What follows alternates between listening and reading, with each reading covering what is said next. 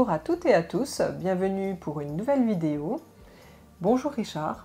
Bonjour Alexandra, bonjour tout le monde, bienvenue sur la chaîne, bienvenue pour ce nouveau sujet. Et donc, bien, première question, tu es fan de cinéma? Oui, alors je suis fan de cinéma depuis vraiment pas tout petit, parce que j'avais pas beaucoup au cinéma quand j'étais petit, mais à partir de l'adolescence, je suis beaucoup allé au cinéma. La petite anecdote, je suis né, comme je l'ai déjà exprimé dans une autre vidéo, au 7 rue Henri Mouhot à Montbéliard. C'était une maternité. Et en face, le 8 rue Mouhot, c'est un cinéma qui s'appelle Le Colisée. Alors ça fera rire ceux qui ont déjà vu les vidéos précédentes, mais c'est excellent comme signe et synchronicité dans la vie. Le cinéma, finalement, nous envoie beaucoup de messages. Et d'être né en face d'un cinéma, je pense qu'il y avait quelque chose à comprendre. Donc, c'est quelque chose que j'aime beaucoup. Effectivement, et j'ai travaillé, effectivement, à un moment donné, j'avais une société qui s'appelait Ciné Collector, où je vendais des produits dérivés du cinéma. Voilà. Société que j'ai transmise par la suite, et puis bon, je ne sais pas ce qu'elle est devenue maintenant, quoi. Mais voilà, c'est vraiment quelque chose que j'adore, et j'ai vu énormément de films. Hein, c'est pour ça que de temps en temps, je parle de films qui transpirent finalement la vie, hein, qui nous renvoient à notre vie. Et là, ben voilà, le film d'aujourd'hui, c'est donc, je te laisse dire le titre, hein, du coup. Donc Jupiter, le destin de l'univers. Et donc c'est un film que tu m'as conseillé au départ quand on s'est connus, et que j'ai beaucoup apprécié. Donc c'est avec plaisir de t'entendre aujourd'hui, nous révéler quelques petites choses pour donner envie aux téléspectateurs de regarder ce film ou même de le revoir. C'est un film qui est assez génial.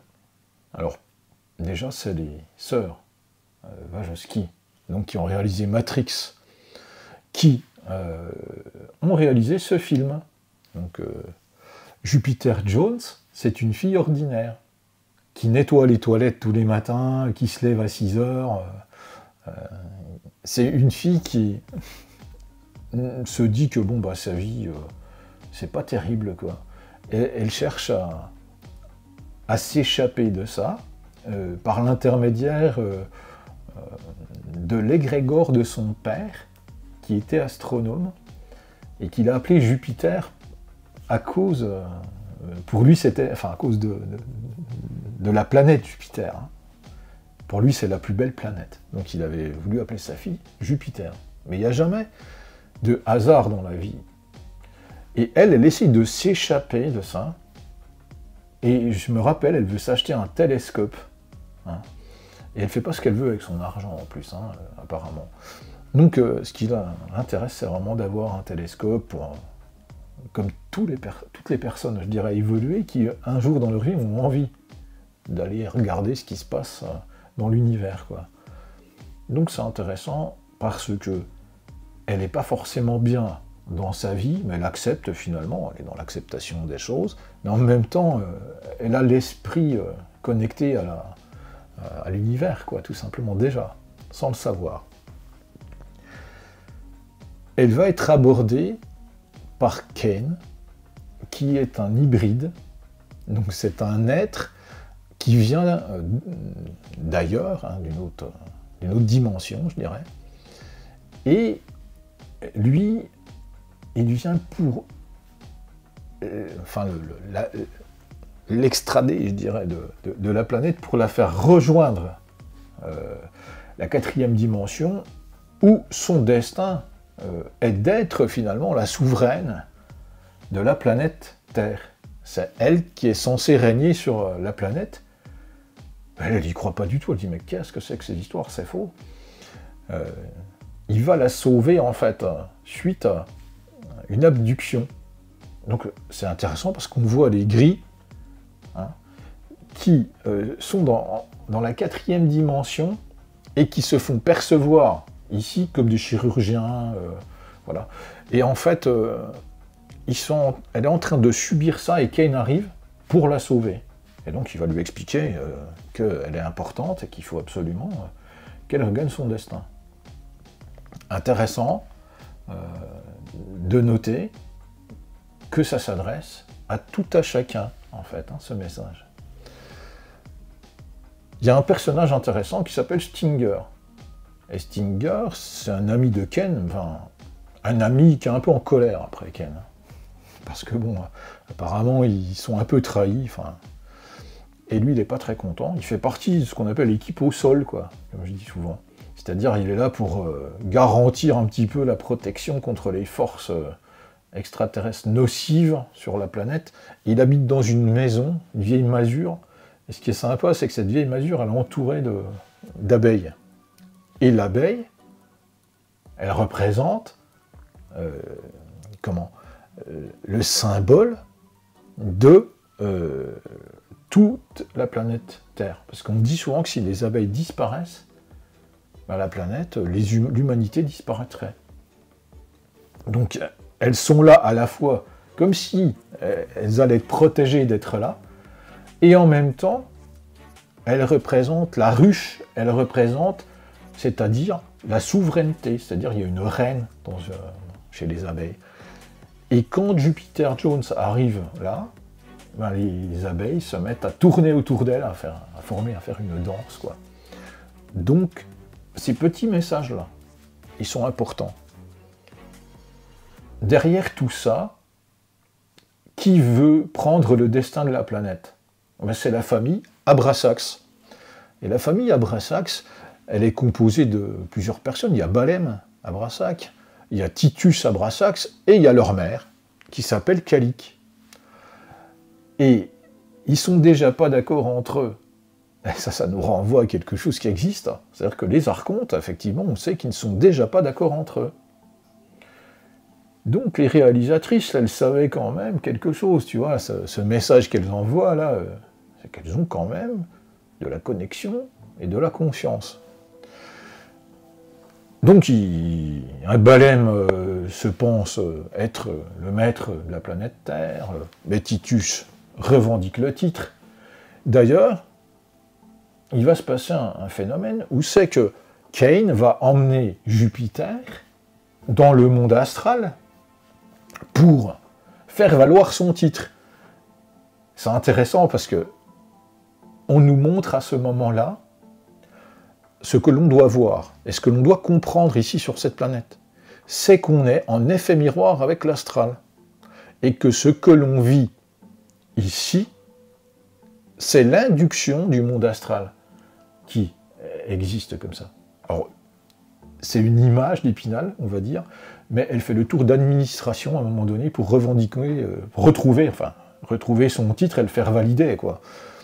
Donc, d'une administration à l'autre, on lui dit non, mais il manque ce papier-là, et c'est dans cette administration-là, donc elle doit retourner, c'est un casse-tête.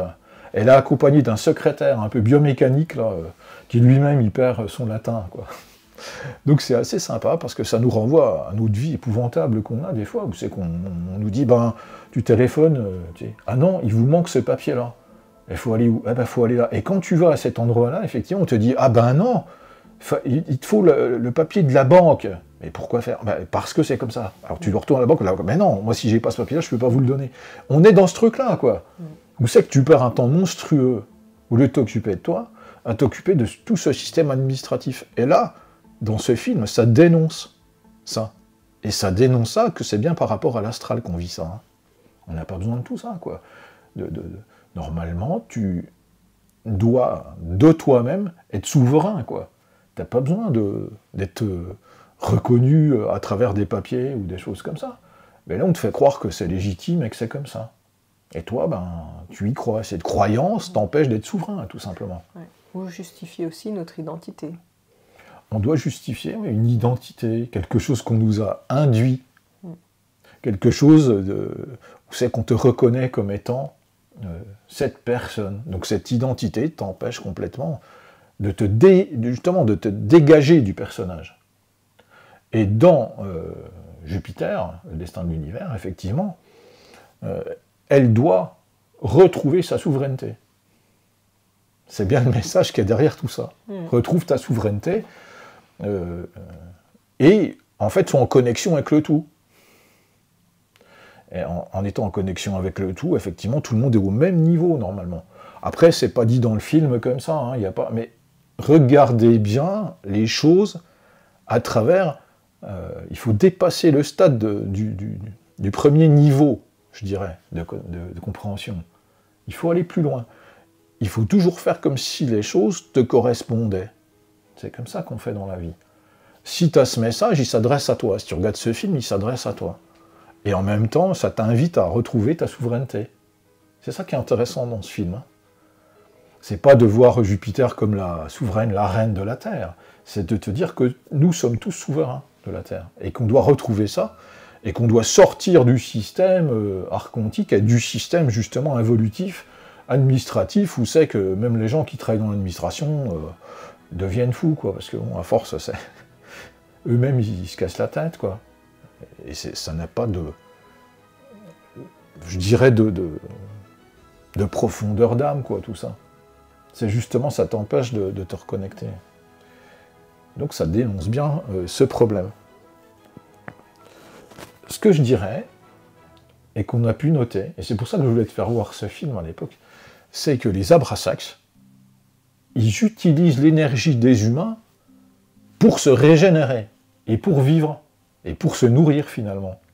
Donc, Kalik Abrasax, si on se rappelle bien, elle va dans un bain, donc c'est de l'eau. L'eau, c'est la vie, et c'est notre origine.